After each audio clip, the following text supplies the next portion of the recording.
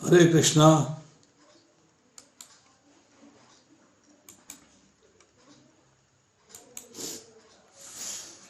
श्रीमद् भगवद गीता अध्याय संख्या 10 श्लोक संख्या 27 से लेके 34 तक।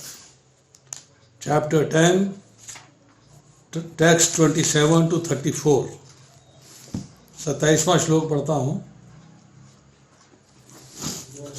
उच्चेह शवसम अश्वानां विद्धि माम अमृत उद्भवम ऐरावतम गज इंद्रानाम नरानाम च नर अधिपम। अनुवाद में लिखते हैं श्रील प्रभुपाद, घोड़ों में मुझे उच्च शवा जानो जो अमृत के लिए समुद्र मंथन के समय उत्पन्न हुआ था। गजराजों में मैं ऐरावत हूँ तथा मनुष्यों में राजा हूँ। यहाँ पर उन्होंने एक तो अमृत मंथन की बात करी कि अमृत मंथन में ही ऐरावत आए थे और अमृत मंथन में ही उच्च शवा आए थे। दोनों अमृत मंथन के समय प्रकट हुए थे। अब उच्च शवा जो है उच्च अश्वसम, मतलब उससे उच्च कोई घोड़ा नहीं है, सबसे उच्च घोड़ा है वो। और ऐरावत जो है वो इंद्र का वाहन है, इंद्र का। अगर आप कभी गोवर्धन परिक्रमा में गए हो तो जब इंद्र ने जो है घनघोर वृष्टि करी थी, भगवान ने गोवर्धन पर्वत उठाया था, उसके बाद गोविंद घाट के ऊपर जाके, जो गोविंद सरोवर है, गोविंद घाट है, वहाँ पर जाके इंद्र ने जो है उसके जल से जो है भगवान का ऐरावत की सूंड से अभिषेक किया था। ये बात हमने जो है अभी प्रत्यक्ष देखी है। वो कुंड आज भी उपस्थित है, गोविंद कुंड आज भी उपस्थित है। और वहीं पर जो है ऐरावत के माध्यम से इंद्र ने भगवान कृष्ण का जलाभिषेक किया था, उनको उनके पूरे शरीर को स्नान कराया गया था। अब कहते हैं कि मनुष्यों में राजा हूँ। राजा जो है वो एक मुख्य प्राणी है समाज के अंदर, सबसे मुख्य राजा होता है। भगवान कहते हैं कि राजा भी मेरी विभूति है, मतलब उसमें जो ऐश्वर्य है राजा में, उसमें जो ऑपुलेंस है, उसमें जो स्पेशल है, वो मेरे कारण है। तो उच्च शवा ऐरावत जो है वो 14 रत्नों में है। राजा जो है वो शास्त्र के जो बनाए हुए नियम हैं उनका पालन करता है और शास्त्र में जो राजा के लक्षण दिए गए हैं वो उस राजा में उपस्थित होते हैं। और भगवान की शक्ति राजा के अंदर साधारण मनुष्य से ज़्यादा होती है, इसलिए भगवान ने उसको जो है अपनी विभूति बताया। अब देखिए,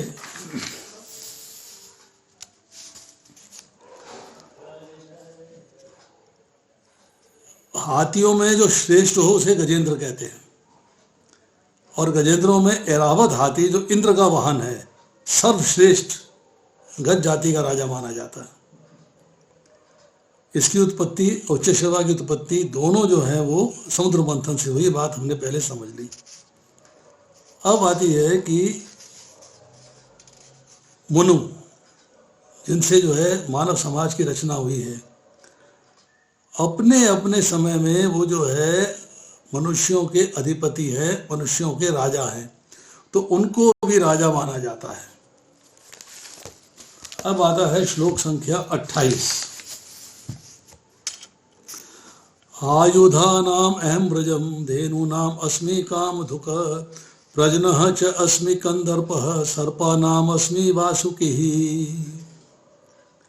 अनुवाद में लिखते हैं श्रील प्रभुपाद, मैं हथियारों में वज्र हूँ, गायों में सुरभि हूँ, संतति उत्पत्ति के कारणों में प्रेम का देवता कामदेव और सर्पों में वासुकी हूँ।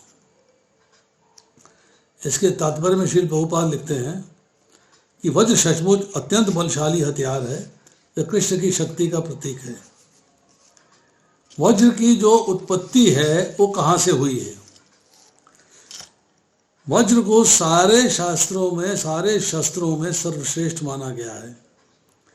दधीची मुनि, दधीची ऋषि जो हैं, उनकी बोन्स, हड्डियों से वज्र की रचना हुई है। इसमें दधीची ऋषि के तप और साक्षात भगवान का तेज विराजमान है, इसलिए उसे अमोघ माना गया है। अब आती है दूसरी बात। प्रभुपाद लिखते हैं, वैकुंठ लोक में स्थित कृष्ण लोक की गायें किसी भी समय दुही जा सकती हैं और जो जितना चाहे उनसे दूध प्राप्त कर सकता है। निसंदेह जगत में ऐसी गायें नहीं मिलती, किंतु कृष्ण लोक में इनके होने का उल्लेख है। भगवान ऐसी अनेक गायें रखते हैं जिन्हें सुरभि कहा जाता है। मतलब कामधेनु जो यहाँ चर्चा आई है, धेनु मास्मी कामधेनु, वो सारे गायों में सर्वश्रेष्ठ गाय है। देवता हो, मनुष्य हो, गंधर्व हो, किन्नर हो, कोई भी हो, सबकी कामनाओं को पूर्ण करने वाली है। और इस कामधेनु की भी उत्पत्ति समुद्र मंथन से हुई है। इसको दूसरा नाम है सुरभि, सुरभि के नाम से पुकारा जाता है। तो सुरभि का जब नाम लेते हैं तो याद आता है, जब मायापुर जाते हैं तो जालंगी रिवर पार करके सुरभि कुंज जाता है। यहाँ पर सुरभि का एक प्राकट्य और उसकी पूजा होती है। कहा जाता है भगवान ऐसी गायों को चराने में व्यस्त रहते हैं। कंदर्प काम वासना जिससे अच्छे पुत्र उत्पन्न होते हैं। कभी कभी केवल इंद्र तृप्ति के लिए संभोग किया जाता है, किंतु ऐसा संभोग कृष्ण का प्रतीक नहीं है। अच्छी संतान की उत्पत्ति के लिए किया गया संभोग कंदर्प कहलाता है और वह कृष्ण का प्रतिनिधि होता है। कंदर्प शब्द एक्चुअली कामदेव के लिए इस्तेमाल होता है। धर्मानुकूल संतान उत्पत्ति अगर चाहिए करनी है तो कहते हैं भगवान कि वो काम मेरी विभूति है। यह 7वें अध्याय के 11वें श्लोक में ही चर्चा आई है। परंतु अगर संभोग के लिए, आनंद के लिए किया जाए, अपने सेल्फ ग्रेटिफिकेशन के लिए किया जाए, तो वो धर्म के विरुद्ध है, वो धर्म के विरुद्ध है। तो जो लोग इंद्रियों को एंजॉय करना चाहते हैं, ऐसे मनुष्यों के लिए सेंस ग्रेटिफिकेशन, विजय सुख में आने वाला जो काम है वो निकृष्ट है, वो इन्फीरियर है। परंतु शास्त्र विधि के अनुसार अगर आप संतान की उत्पत्ति करते हैं और अपनी इंद्रियों पे आपने जय प्राप्त कर रखी, विजय प्राप्त कर रखी है, means they are under your control, उस वक़्त जो काम है वो भगवान ने अपनी विभूति कहा है कि इट इज़ माई ऑपुलेंस। अब लास्ट में है इसके अंदर वासुकी। वासुकी जो है वो सर्पों के राजा हैं। सर्प और नाग दो अलग अलग हैं, इनका आपको भी फर्क बताएंगे कि सर्प क्या है और नाग क्या है। वो सर्पों के राजा हैं, भगवान के भक्त हैं, सर्पों में श्रेष्ठ माने गए हैं। और अमृत मंथन के समय इन्हीं वासुकी नाग की डोरी बनाई गई थी मेरू पर्वत पे इस अमृत मंथन के लिए। तो भगवान ने इसको भी जो है अपनी ऑपुलेंस कहा है। अब आती है श्लोक संख्या 29। अनंत च अस्मि नागानां वरुण यादसामहं पितॄणाम् अयर्मा च अस्मि यमा संयताम् अहम्। अनेक फनों वाले नागों में मैं अनंत हूँ, जलचरों में वरुण देव हूँ, पितरों में अयर्मा हूँ और नियमों के निर्वाहकों में मृत्युराज यम हूँ। अब भगवान कह रहे हैं कि अनेक फनों वाले नागों में मैं अनंत हूँ। अनंत शेषा मीन्स भगवान ने जो अपना विस्तार किया है शेषनाग के रूप में, अनंत के रूप में, भगवान कहते हैं वो अनेक फनों वाले हैं और पृथ्वी उन्हीं के ऊपर धारण है। उन्हीं ने अपने फनों पे पृथ्वी को धारण किया हुआ है, नंबर 1। नंबर 2, नाग की क्वालिटी क्या है और सर्प की क्वालिटी क्या है, दोनों में डिफरेंस क्या है, ये समझना चाहिए। What is the difference between two. अगर आपने देखा होगा कि क्षीर सागर में और गर्भोदक सागर में भगवान विष्णु जो है वो शेष नाग की शैया पे लेटे हुए हैं और जल में है, समुद्र में है, जल में है, और सर्प नहीं है। तो फर्क क्या है कि सर्प जो होता है वो धरती पर चलता है और नाग जो होता है वो पानी में रहता है। ये डिफरेंस है। नाग पानी में रहता है और सर्प जो है वो जल में चलता है। अब ये कहते हैं कि जिस तरह जलचर, जल के जो जीव हैं, जल के जो प्राणी हैं, उनके और जल के देवता जो हैं वरुण हैं, तो ये दोनों ही कृष्ण का प्रतिनिधित्व करते हैं, इसलिए ये दोनों मेरी विभूतियां हैं। Both are my opulences. अब इसके बाद बोलते हैं पितृलोक के अधिष्ठाता, पितृलोक के इंचार्ज जो अयरमा हैं, वे भी कृष्ण के प्रतिनिधि हैं। ऐसे अनेक जीव हैं जो दुष्टों को दंड देते हैं, इनमें यम प्रमुख हैं। यम पृथ्वी लोक के निकटवर्ती लोक में रहते हैं। मृत्यु के बाद पापी लोगों को यहाँ ले जाया जाता है और तरह तरह के दंड देने की व्यवस्था करते हैं। अब देखिए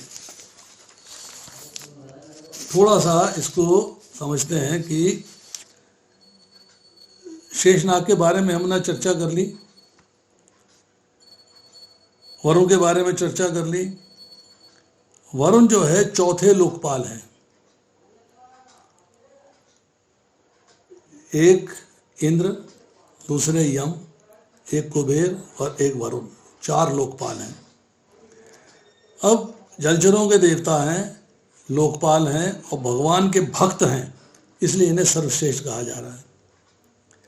अब आती है बात पितृगणों की। पितृगण है 7, कव्यवाह, अनल, सोम, यम, अयरमा, अग्निश्वात और भैरषद।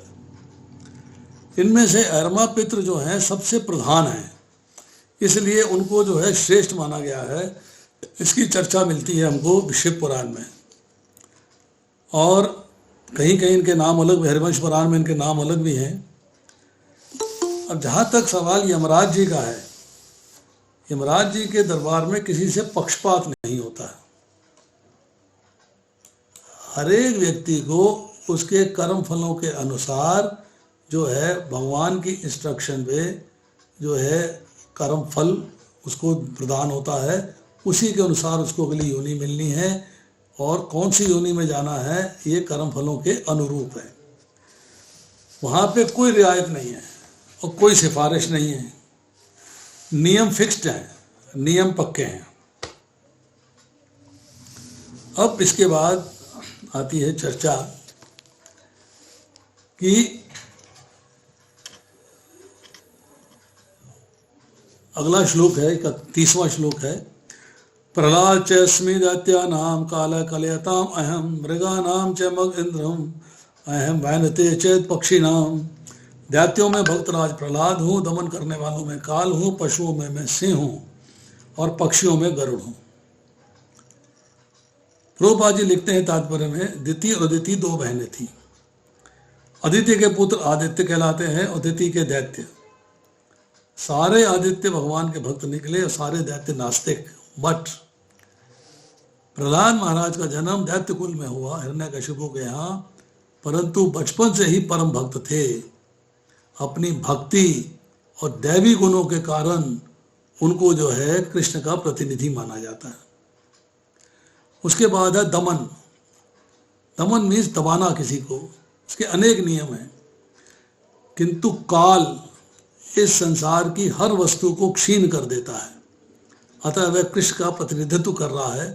पशुओं में सिंह सबसे शक्तिशाली और हिंस्र होता है, और पक्षियों के लाखों प्रकारों में भगवान विष्णु का गरुड़ सबसे बड़ा है। तो यहाँ चर्चा आई कि जो प्रहलाद महाराज हैं उनकी क्वालिटी क्या है।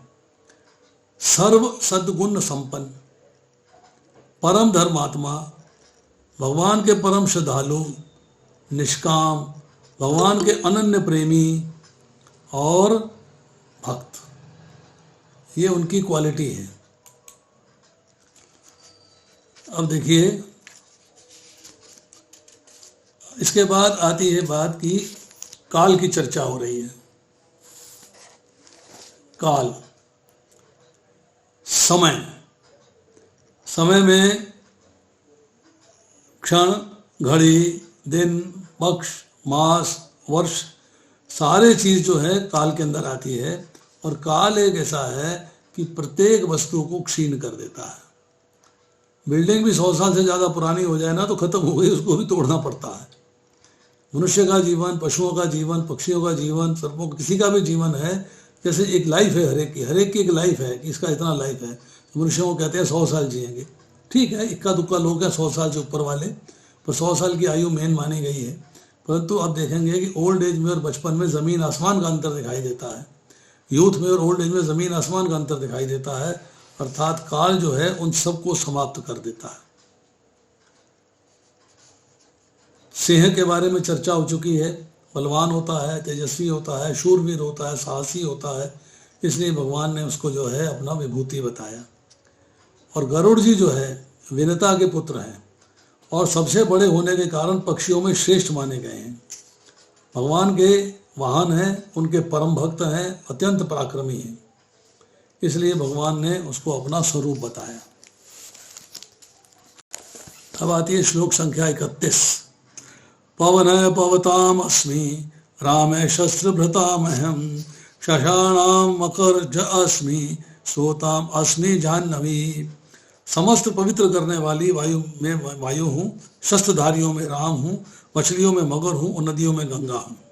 प्रभुपाद जी लिखते हैं समस्त जलचरों में मगर सबसे बड़ा है और मनुष्य के लिए सबसे घातक होता है। मगर भगवान कृष्ण का प्रतिनिधित्व करता है। पवन के बारे में चर्चा आती है कि वायु है सबसे वेगवान है, सबसे वेगवान।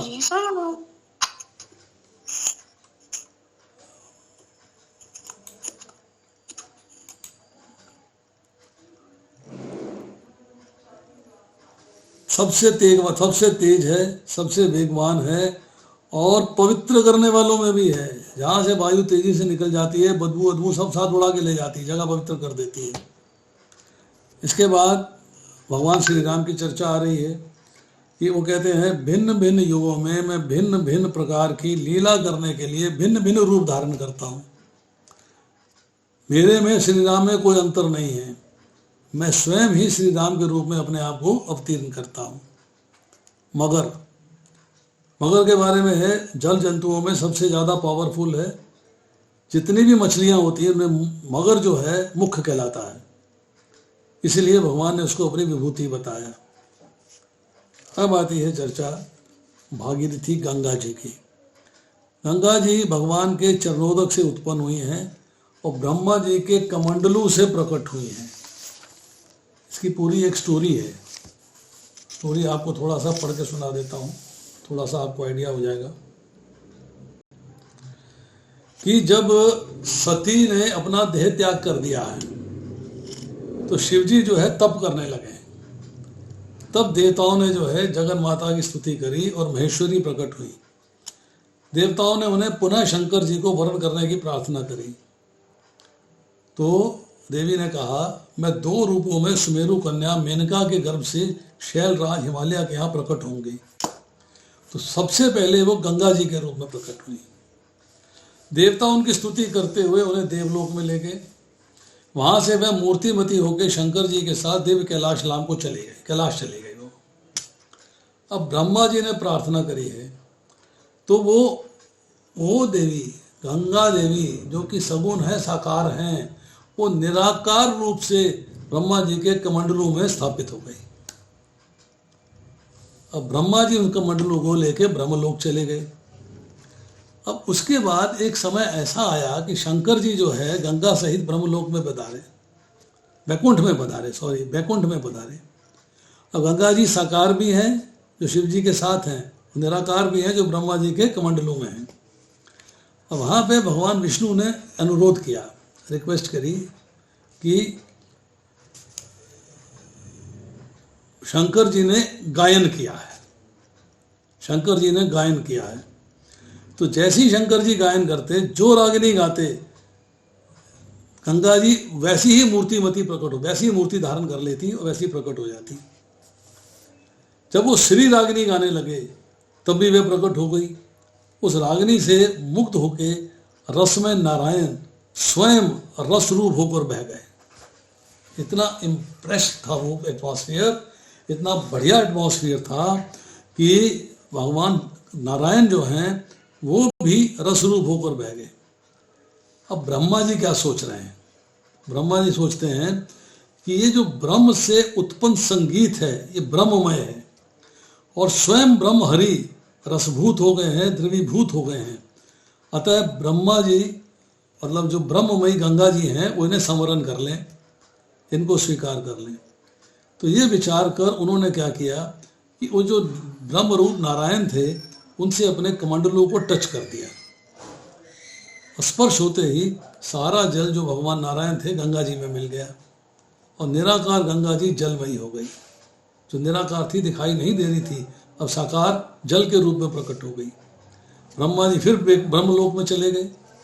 इसके बाद भगवान विष्णु ने वामन अवतार में अपने सात्विक पद से द्युलोक को नाप लिया। तब ब्रह्मा जी ने कमंडलू उसी जल से भगवान के चरण को स्नान कराया। अब भगवान के चरण का स्नान हुआ है। अब कमंडलू का जल जैसे ही चरणों पे डाला है वहीं स्थिर हो गया और भगवान जब अंतर्ध्यान हो गए हैं तो उसी जल भगवान जब अंतर्ध्यान हो गए हैं तो उनका जो दिव्य चरण है गंगा जी के स्वर्ग के अंदर, दिव्य चरण जो है गंगा जी स्वर्ग में रह गई, और उसी से गंगा जी को महान तप करके भगीरथ जी ने पुनः प्रकट किया है, धरती पे उद्धार किया है। पर जब उद्धार किया है तो गंगा जी कहते हैं कि मैं इतनी वेगमयी हूँ कि मेरे को धरती जो है मेरा स्पीड, मेरी वेग को संभाल नहीं पाएगी। तो उस वक्त जो है शिव जी ने जो है उसको अपने मस्तक में धारण किया है। अब गंगा जी मेरे मस्तक के रास्ते से होकर पृथ्वी लोक पर जाएंगे।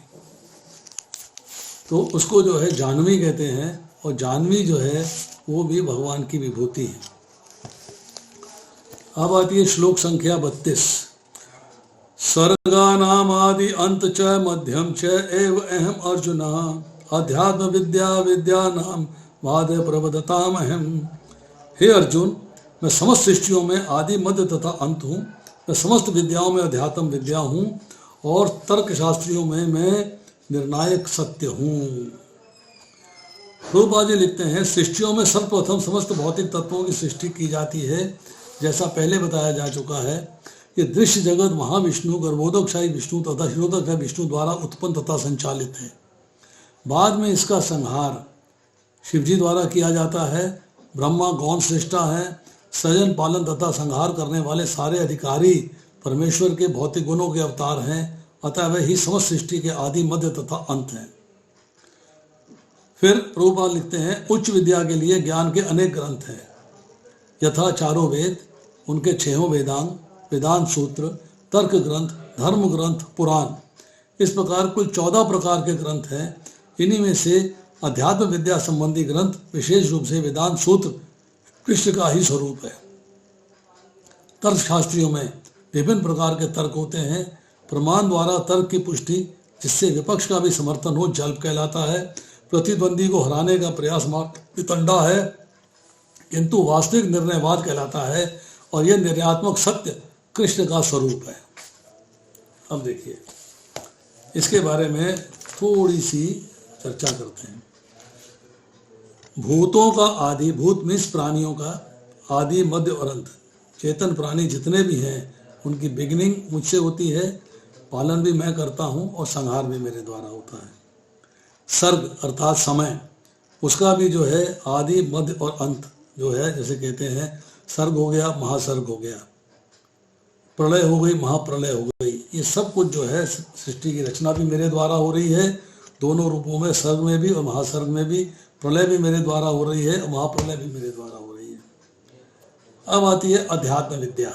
अध्यात्म विद्या क्या है? आत्मा का ज्ञान, भगवान का ज्ञान, प्रकृति का ज्ञान, जिससे कि आपके अज्ञान की जो ग्रंथि है, जो गांठ है, वो सदा के लिए खुल जाए। मीन्स अब जो है आप अज्ञान से निकल के ज्ञान में आ गए। अब आता है वाद, मतलब शास्त्रार्थ। आप शास्त्र को बेस बना के आपस में चर्चा करते हैं, एक तरीके से कॉम्पिटिटिव स्पिरिट रहती है। उसमें एक है जल्प, एक है वितंडा और एक है वाद। जल्प क्या है? शास्त्र कहता है कि जब कोई उचित और अनुचित का विचार छोड़ देता है, ठीक है गलत है छोड़ दिया, उसका परवाह नहीं करता, अब मेरी प्रधानता रहनी चाहिए, अपना मंडन करना है, अपनी महिमा मंडन करनी है, दूसरे के पक्ष का खंडन करना है, अपनी जीत होनी चाहिए, दूसरे की हार होनी चाहिए। जब ऐसी डिस्कशन होती है, ऐसी चर्चा होती है तो जल्प कहलाता है। अब वितंडा, वितंडा है कि शास्त्र से चर्चा हो रही है, दूसरे के पक्ष को खंडन करने के लिए अपनी बात नहीं बताएंगे, अपने पक्ष की बात नहीं बताएंगे, दूसरे के पक्ष का खंडन करना है, उसको बुरा करना है, उसको हराना है, बस वही चर्चा है, वो वितंडा कहलाता है। और तीसरा है वाद। वाद मीन्स विचार विनिमय करके बिना किसी पक्षपात के केवल तत्व का निर्णय होना चाहिए, उसके लिए शास्त्रार्थ करना है, तो इसको कहते हैं वाद। This is the best of three. ये तीनों में सबसे उचित है, सबसे बेस्ट है। उसके बाद आती है श्लोक संख्या 33।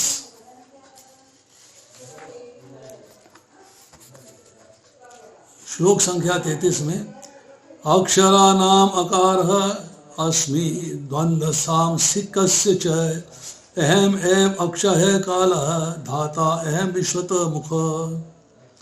अक्षरों में मैं आकार हूँ, समासों में द्वंद्व समास हूँ, मैं शाश्वत काल भी हूँ और सृष्टाओं में ब्रह्मा भी हूँ।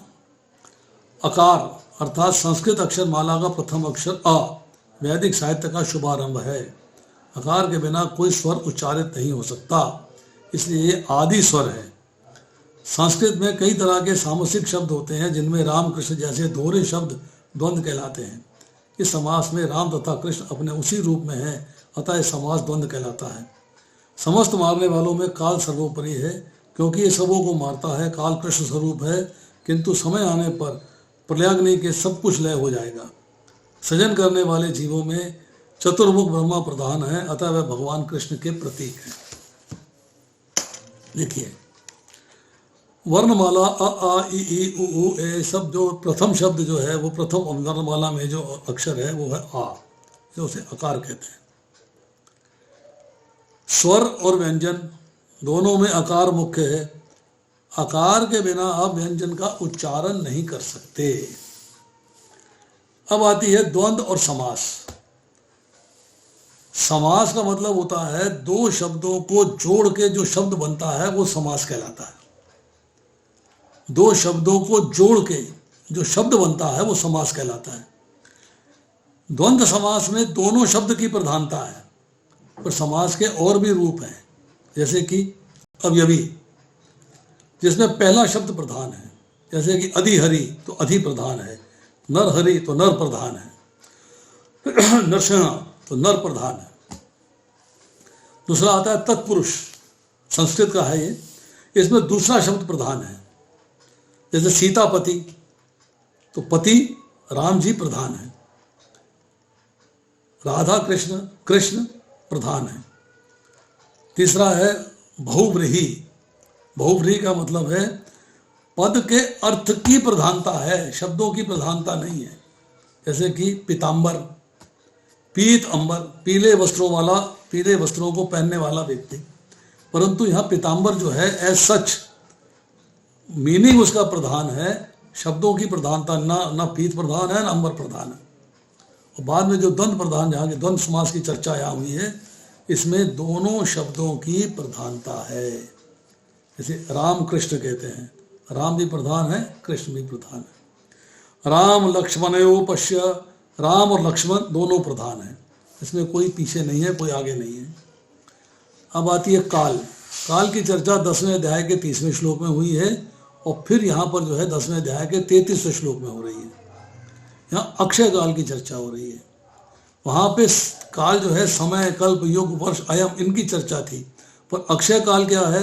सनातन, शाश्वत, अनादि, अनंत, ऐसा जो समय है, ऐसा जो काल है, उसको अक्षय काल कहते हैं, और यहाँ उस काल की चर्चा हो रही है।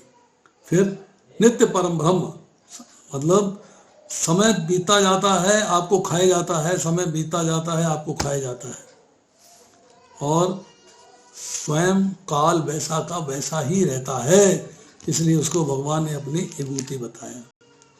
उसके बाद है धाता विश्वतो मुख। विश्वतो मुख में सब और मुख वाले वो है ब्रह्मा जी, सब पर दृष्टि रहती है। और शरीरों की रचना, प्राणियों की रचना, आत्मा का प्रकृति से संयोग भगवान ने करवा दिया दृष्टिपात करके। उसके बाद जीवों की रचना जो है वो ब्रह्मा जी करते हैं। इसके बाद है श्लोक संख्या 34।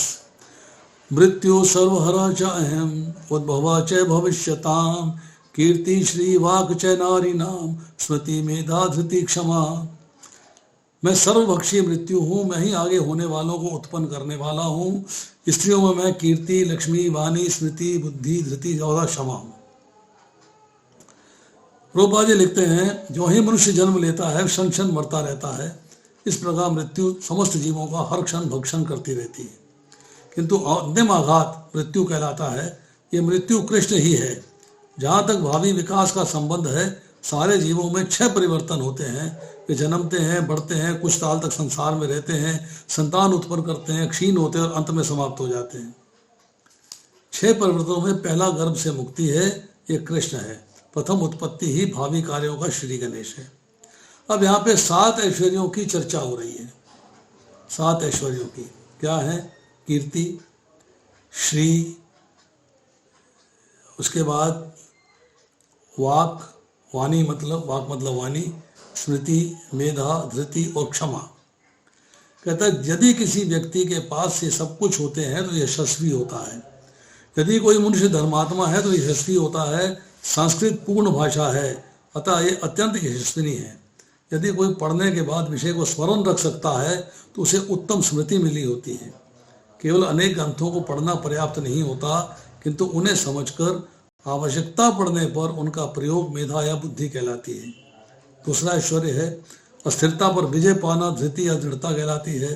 पूर्णता योग्य होकर यदि कोई विनीत भी हो तो सुख दुख में समभाव से रहे तो ऐश्वर्य भाव कहलाता है। अब देखिए 34वें श्लोक के अंदर जो है चर्चा आ रही है कि भगवान ने बताया कि मैं ही मृत्यु रूप होकर सबका संहार करता हूं। एक 9वें अध्याय के 19वें श्लोक में कहा था मृत्यु भी मैं हूं और अमृत भी मैं हूं।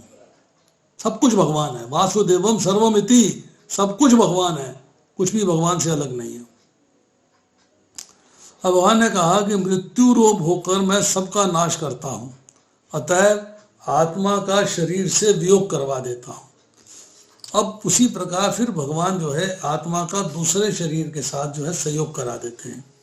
रचना शरीर की ब्रह्मा जी करते हैं। तो यहाँ भगवान ने कहा कि उत्पत्ति भी मेरे द्वारा होती है और उसका क्षरण अर्थात उसका संहार भी मेरे द्वारा होते हैं। अब ये 7 चर्चाएं हुई, कृति, श्री, वाक, स्मृति, मेधा, धृति और क्षमा। ये कौन है? स्वयंभू मनु की कन्या प्रसूति प्रजापति दक्ष को ब्याह दी गई थी। उससे 24 कन्याएं हुई। कीर्ति, मेधा, धृति, स्मृति, क्षमा, उन्हीं 24 में से 7 हैं। कीर्ति, मेधा, धृति का विवाह हुआ धर्म से, स्मृति का अंगिरा से, क्षमा का महर्षि पुलह से, और महर्षि भृगु की जो कन्या का नाम श्री है, जो दक्ष कन्या ख्याति के गर्भ से उत्पन्न हुई थी, इनका पानी ग्रहण भगवान विष्णु ने किया। वाग ब्रह्मा जी की कन्या थी। इन 7 के नाम जिन गुणों का निर्देश करते हैं, ये 7 उन विभिन्न गुणों की अधिष्ठात्री देवी हैं और संसार की समस्त स्त्रियों में श्रेष्ठ मानी गई हैं। इसलिए भगवान ने इन्हें अपनी विभूति बताया है, ये मेरी ही विभूति है। जहां तक सवाल श्री का है, कीर्ति का है, वाक का है, इसमें एक एक लाइन इनके बारे में और जान लेते हैं। कीर्ति का मतलब होता है प्रसिद्धि, प्रतिष्ठा, यश। श्री का अर्थ होता है 2 प्रकार का ऐश्वर्य कहलाता है, एक स्थावर एक जंगम। स्थावर होता है स्थिर, जैसे जमीन है, मकान है, पैसा है, जायदाद है, ये स्थावर है। जंगम का मतलब है आपके पास एनिमल्स हैं, जैसे कि गाय है, हाथी है, घोड़ा है, ये सब जिसके पास है, जिसका ऐश्वर्य है, वो श्री की वजह से, और श्री को इसलिए सर्वश्रेष्ठ माना गया है।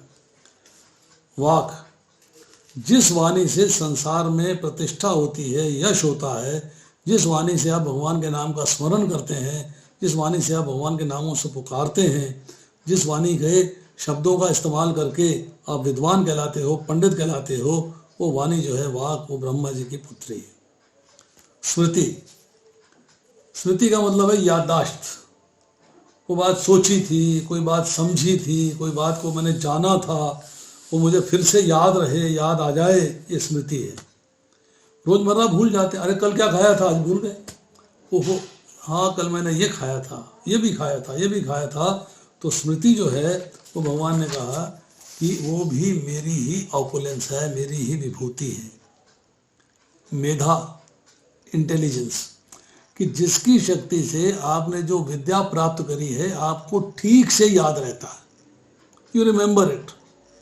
आप जो है उसको धर्मानुकूल चलते हैं, धर्म के अनुसार चलते हैं, आपको समझ में आ जाती बात कि मुझे जो कार्य करना है धर्मानुकूल करना है, अर्थात वो मेधा, मेधा मीन्स इंटेलिजेंस। धृति, धृति मीन्स कि आपको धैर्य है, आपने जो भक्ति का सिद्धांत पढ़ा, भक्ति के बारे में जाना, भक्ति का ज्ञान प्राप्त किया, भक्ति करने लग गए, उससे विचलित नहीं होना, सिद्धांत में डटे रहना, ये धृति है। परिस्थिति अनुकूल हो तो भी भक्ति में लगे रहना है, परिस्थिति प्रतिकूल हो तो भी भक्ति में लगे रहना है। भक्ति मेरे लिए मुख्य है, ये बात मुझे समझनी। और उसके बाद है क्षमा। आपके पास दंड देने की शक्ति है, फिर भी आप दंड नहीं देते हो तो क्षमा है। अगर आपसे किसी पावरफुल व्यक्ति ने आपके प्रति अपराध कर दिया और आप में दंड देने की शक्ति नहीं है, कहते जाओ तुझे क्षमा किया, तो वो क्षमा नहीं कहलाती, वो आपकी मजबूरी है कि आपने क्षमा किया है। एक्चुअल क्षमा क्या है कि आप पावरफुल हैं, आपके पास दंड देने की शक्ति है, दूसरे व्यक्ति को फिर भी दंड नहीं देते हैं, ये क्षमा है कि मैंने तेरे को क्षमा कर दिया। तो ये जो है हमने चर्चा करी आज 34वें श्लोक तक कि अब भगवान के ऑपुलेंसेस जो हैं आगे 35वें श्लोक में, 36वें श्लोक में, 37वें श्लोक में चलेगी और 39वें श्लोक में जाके ये चर्चा खत्म होगी। ये सारी विभूतियाँ जो हैं इनका नंबर है 82। 82 10वें अध्याय में भगवान ने 82 विभूतियों की चर्चा करी है। तो अगली बार में 35 से लेके और 42वें श्लोक तक करेंगे। आज इतना ही। किसी का कोई प्रश्न है तो पूछ सकता है।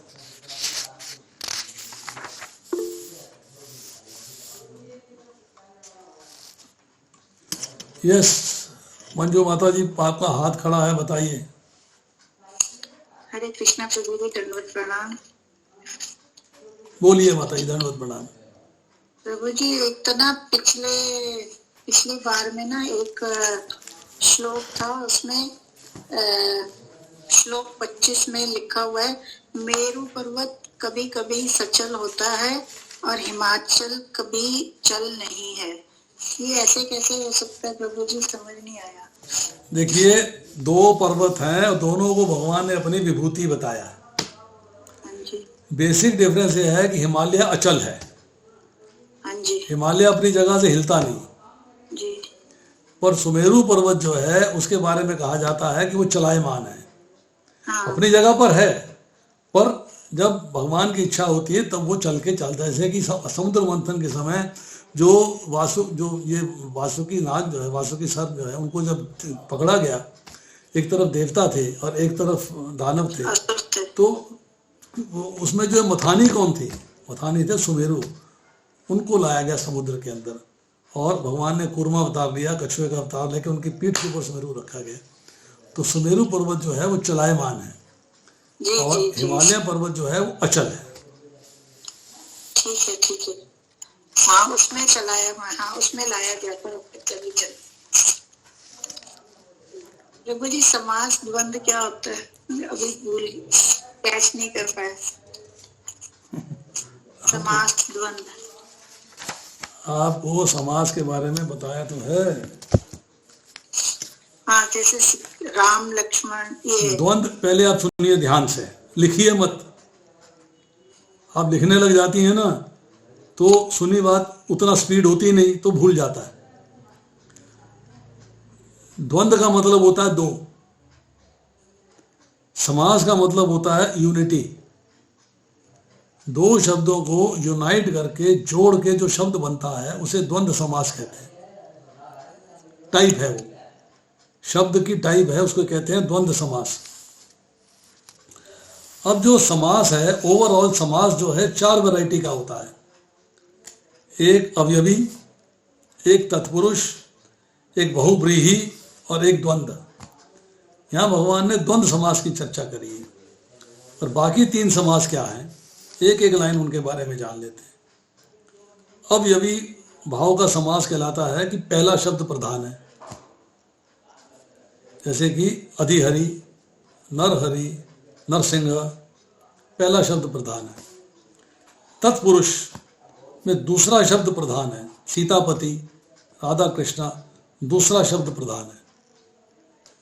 तीसरा बहुब्रीहि, जिसमें अर्थ की प्रधानता है, शब्द में ना पहला प्रधान है ना दूसरा प्रधान है, अर्थ की प्रधानता है। अर्थ मीन्स पीतांबर, पीत अंबर, पीले वस्त्रों पहन, पीले वस्त्र, परंतु ना पीत मुख्य है ना अंबर मुख्य है, दोनों में कोई मुख्य नहीं है। और चौथा है द्वंद्व समास, जिसकी भगवान चर्चा कर रहे हैं। इसमें दोनों शब्द प्रधान है, जैसे कि राम लक्ष्मण, राम कृष्ण, कृष्ण बलराम, ये दोनों शब्द प्रधान है। जी, थैंक यू प्रभु जी।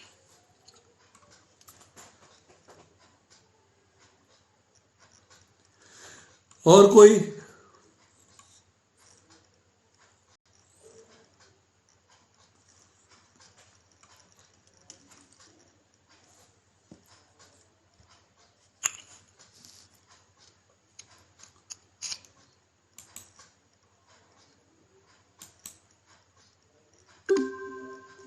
समाप्त करें अब?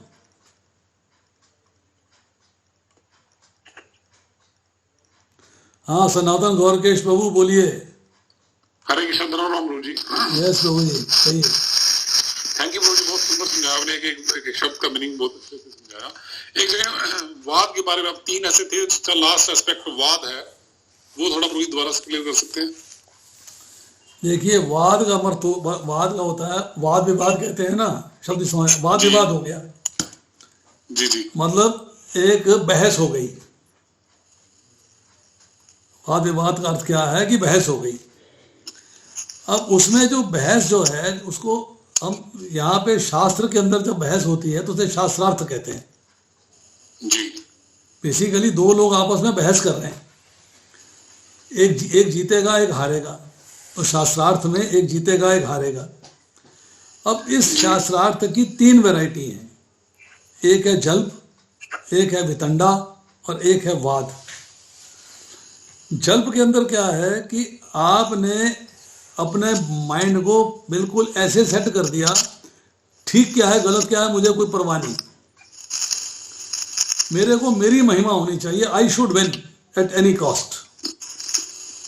दूसरे की बात सुनेंगे जरूर, पर अपना पक्ष ऊपर रखेंगे, उसके पक्ष को डाउन करेंगे, उसको डाउन करेंगे, अपने को ऊपर रखेंगे और अपनी जीत के लिए प्रयास करेंगे, उसकी हार के लिए प्रयास करेंगे। ये है जल्प, मतलब you want to win at any cost. दूसरा है वितंडा, मतलब फैला देना। क्या फैला दिया कि मैंने अपनी बात नहीं बतानी है आपको, मेरा पक्ष क्या है नहीं बताना, दूसरे के पक्ष को खंडन करना है,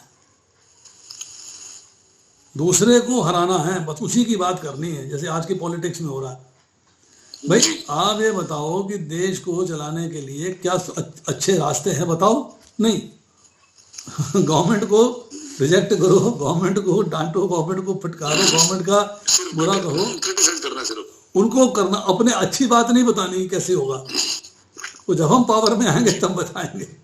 तो वो है वितंडा, कि अपना पक्ष नहीं रखा है पर दूसरे के पक्ष का खंडन करना है, उसको हराना है। तीसरा है वाद। वाद का मतलब यह है कि उसका पक्ष भी सुनना है, अपना पक्ष भी रखना है, दोनों में से कोई पक्षपात नहीं। उसका पक्ष ठीक है तो ठीक है, अपना पक्ष ठीक है तो ठीक है, अपना गलत है तो गलत है, उसका गलत है तो गलत है। एक प्रॉपर सिस्टम से उसको एनालाइज करना है, सिस्टम से डिस्कस करना है, सिस्टम से बहस करनी है, और उसके बाद तत्व जो मतलब उसका मूल है उसका निर्णय करना है कि what is right and what is wrong after proper discussion. उसकी भी सुननी है, अपनी भी सुननी है, विचार विनिमय करना है। इसका मतलब है ये वाद है, ये वाद है। तो इसके अंदर जो है, जो भगवान ने कहा वाद जो है बेस्ट है, that is the best of all.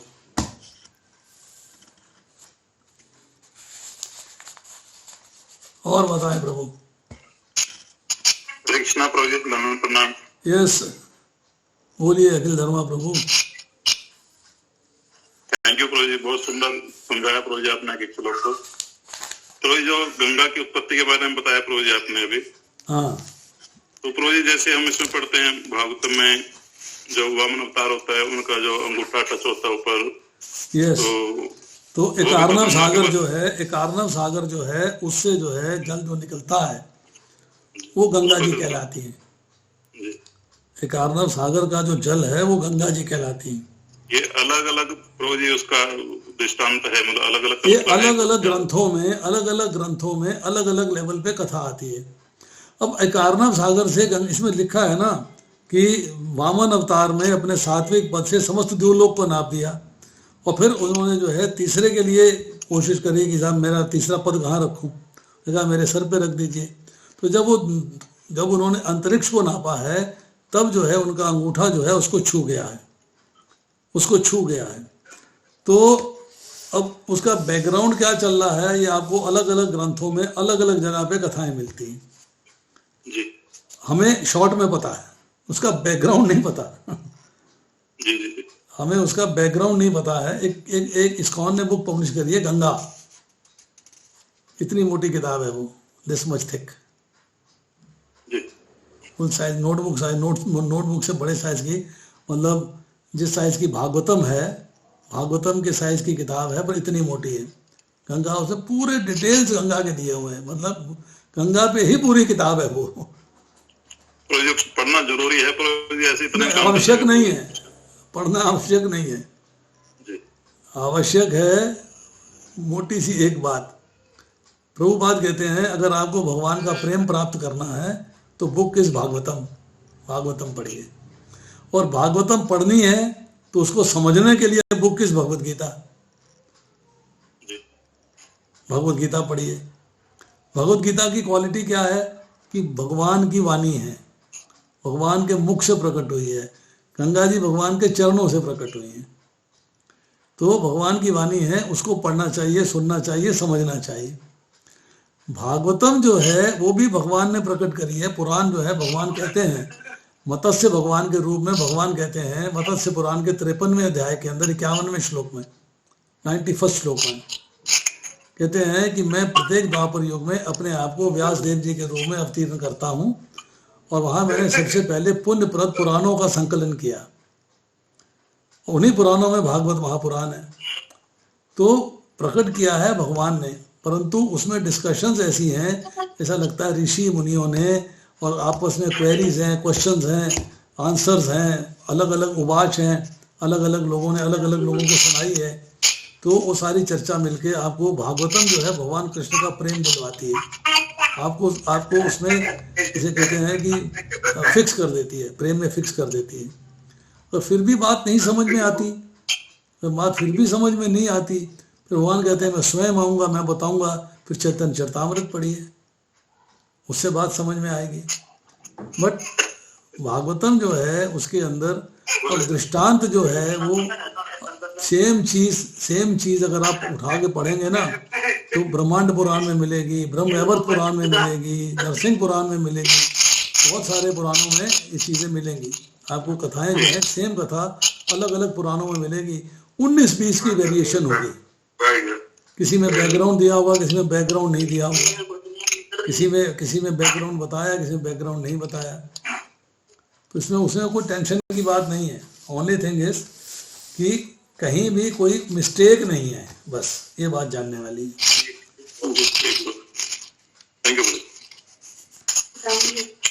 Hare Krishna Prabhu ji. Yes माता जी बोलिए। दंडवत प्रणाम प्रभु जी। दंडवत प्रणाम माता जी। प्रभु जी सार्वभौम का मतलब क्या है? सार्वभौम, भौम किसे कहते हैं? नहीं पता प्रभु जी। भूमि का स्वामी। ओके। सार्व मीन सारी भूमि का स्वामी। अच्छा, भगवान श्री कृष्ण।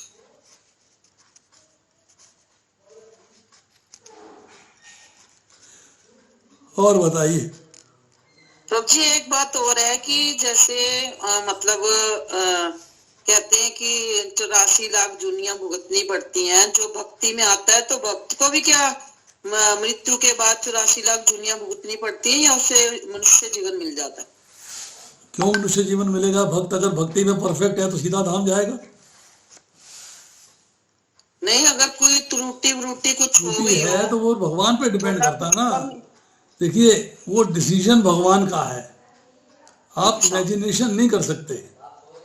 अच्छा, हम इमेजिनेशन नहीं कर सकते। वो कार्य जो है भगवान का है, भगवान करते हैं। कौन सी योनि देनी है, कौन सा स्वरूप देना है, कहाँ क्या करना है क्या नहीं करना है, उनका डिसीजन है। ये तो भगवान ने कहा माँ फलेषु कदाचन, कर्म फल देना मेरा अधिकार है, इट्स नॉट योर्स। ठीक है प्रभु जी, धन्यवाद। हरे कृष्ण।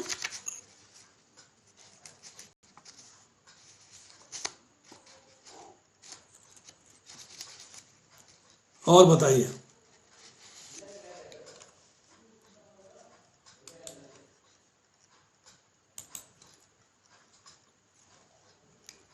समाप्त करें फिर।